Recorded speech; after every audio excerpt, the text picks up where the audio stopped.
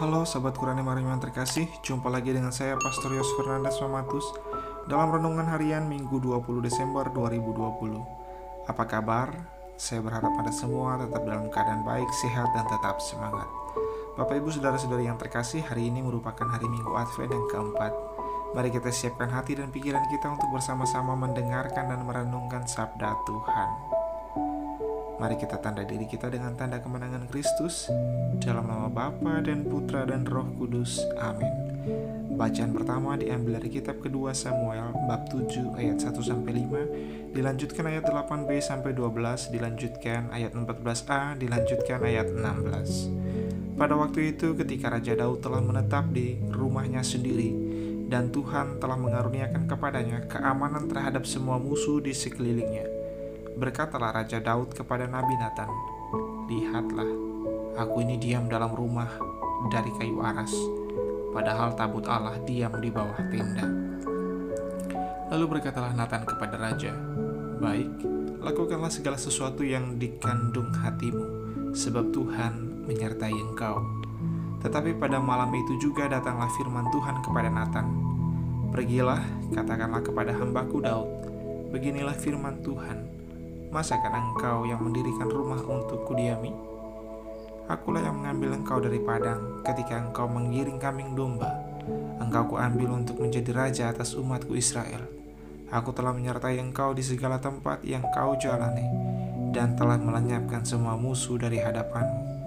Aku membuat besar namamu seperti nama orang-orang besar yang ada di bumi. Aku menentukan tempat bagi umatku Israel dan menanamkannya, sehingga ia dapat diam di tempatnya sendiri dengan tidak lagi dikejutkan ataupun ditindas oleh orang-orang lalim seperti dahulu, yaitu sejak aku mengangkat hakim-hakim atas umatku Israel. Aku mengaruniakan kepadamu keamanan terhadap semua musuhmu. Juga diberitahukan Tuhan kepadaku, Tuhan akan memberikan keturunan kepadamu. Apabila umurmu sudah genap dan engkau telah mendapat perhentian bersama nenek moyangmu, maka aku akan membangkitkan keturunanmu yang kemudian anak kandungmu, dan aku akan mengokohkan kerajaannya. Aku akan menjadi bapaknya dan ia akan menjadi anakku.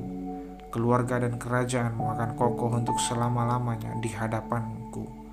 Tahtamu akan kokoh untuk selama-lamanya." Demikianlah sabda Tuhan. Syukur kepada Allah.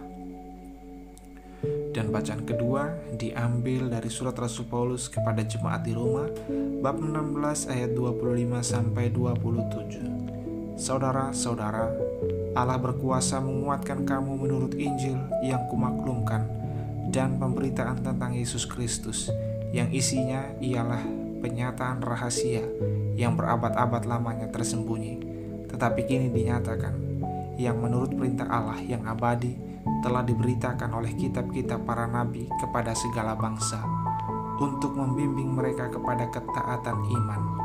Bagi Dia satu-satunya Allah yang penuh hikmat itu, segala kemuliaan sampai selama-lamanya oleh Yesus Kristus. Amin. Demikianlah sabda Tuhan. Syukur kepada Allah. Dan Injil pada hari ini diambil dari Injil Lukas bab 1 ayat 26-38.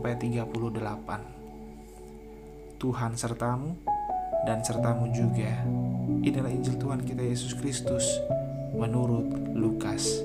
Dimuliakanlah Tuhan. Dalam bulan ke-6, Allah mengutus malaikat Gabriel ke sebuah kota di Galilea bernama Nazaret, kepada seorang perawan yang bertunangan dengan seorang bernama Yusuf dari keluarga Daud. Nama perawan itu Maria.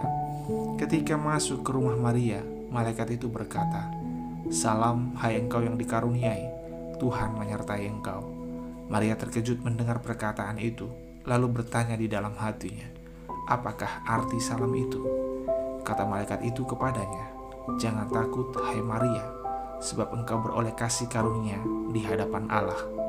Sesungguhnya engkau akan mengandung dan akan melahirkan seorang anak laki-laki, dan hendaklah engkau menamai dia Yesus. Ia akan menjadi besar dan disebut anak Allah yang maha tinggi, dan Tuhan Allah akan mengaruniakan kepadanya tahta Daud bapa leluhurnya. Ia akan menjadi raja atas kaum keturunan Yakub sampai selama-lamanya, dan kerajaannya tidak akan berkesudahan. Kata Maria kepada malaikat itu, "Bagaimana hal itu mungkin terjadi, karena aku belum bersuami?" Jawab malaikat itu kepadanya, "Roh Kudus akan turun atasmu, dan kuasa Allah yang Maha Tinggi akan menaungi engkau. Sebab itu, anak yang akan kau lahirkan itu akan disebut kudus, anak Allah. Dan sesungguhnya Elisabet sanakmu itu, ia pun sedang mengandung seorang anak laki-laki pada hari tuanya. Dan inilah bulan yang ke-6 bagi dia yang dikatakan mandul itu. Sebab bagi Allah tidak ada hal yang mustahil." Maka kata Maria, "Sesungguhnya aku ini adalah hamba Tuhan. Terjadilah padaku menurut perkataanmu." Lalu malaikat itu meninggalkan Maria. Demikianlah Injil Tuhan. Terpujilah Kristus.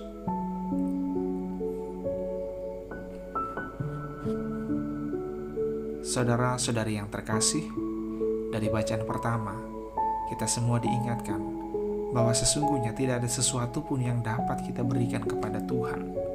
Daud adalah salah satu contoh yang mewakili sikap kebanyakan orang beriman. Daud berpikir untuk mendirikan rumah bagi Tuhan karena ia merasa tidak enak bahwasanya ia tinggal di tempat yang aman dan nyaman juga mewah, sementara Tuhan hanya ada di bawah tenda. Daud berpikir untuk mendirikan rumah yang megah untuk Tuhan. Maksud Daud sangat baik, namun Tuhan mengingatkan Daud bahwa Daud berada di posisinya saat itu semuanya adalah karena penyelenggaraan Tuhan. Semua yang dialami, dirasakan, dan dimiliki Daud adalah anugerah dari Tuhan sendiri.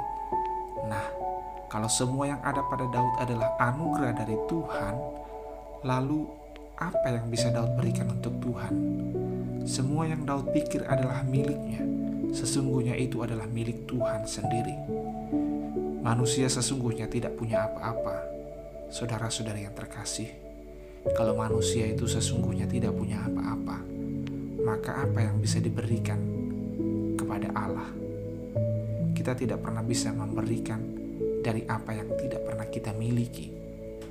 Oleh karena itu, saudara-saudari yang terkasih, yang dapat kita lakukan untuk Tuhan adalah menyerahkan hidup kita secara utuh. Penyerahan diri secara utuh adalah suatu ungkapan syukur terbesar kita yang dapat kita berikan kepada Tuhan yang sudah begitu baik di dalam seluruh hidup kita, yang telah menyelenggarakan hidup kita. Jangan berpikir untuk memberikan hal-hal fisik, hal-hal material seperti yang dipikirkan oleh Daud yang ingin membangun rumah Tuhan yang megah bagi Tuhan. Berikanlah hati kita pada Tuhan. Biarkanlah Tuhan merajai seluruh diri kita. Biarlah rencana dan kehendak Allah sendirilah yang terjadi di dalam hidup kita. Dan itulah yang kemudian diteladankan atau dicontohkan oleh Maria yang kita dengarkan kisahnya dalam Injil hari ini. Ketika mendengar rencana keselamatan yang dirancangkan oleh Tuhan, Maria langsung berkata, "Terjadilah padaku menurut perkataanmu itu." Maria memberikan seluruh dirinya untuk dipakai oleh Allah. Dan karena penyerahan diri itulah Sang Penyelamat dapat hadir dan tinggal di dunia ini. Maria adalah salah satu tokoh penting dalam karya keselamatan dari Allah bagi manusia. Dalam masa Advent ini kita perlu meneladan dan mencontoh apa yang sudah dicontohkan dan diteladankan oleh Maria. Biarkanlah diri kita dipakai oleh Allah. Biarlah rencana Allah sendirilah yang terjadi di dalam seluruh hidup kita.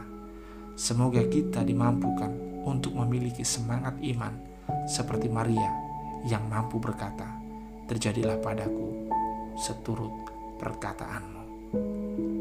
Salam, Tuhan Yesus memberkati. Dalam nama Bapa dan Putra dan Roh Kudus. Amin.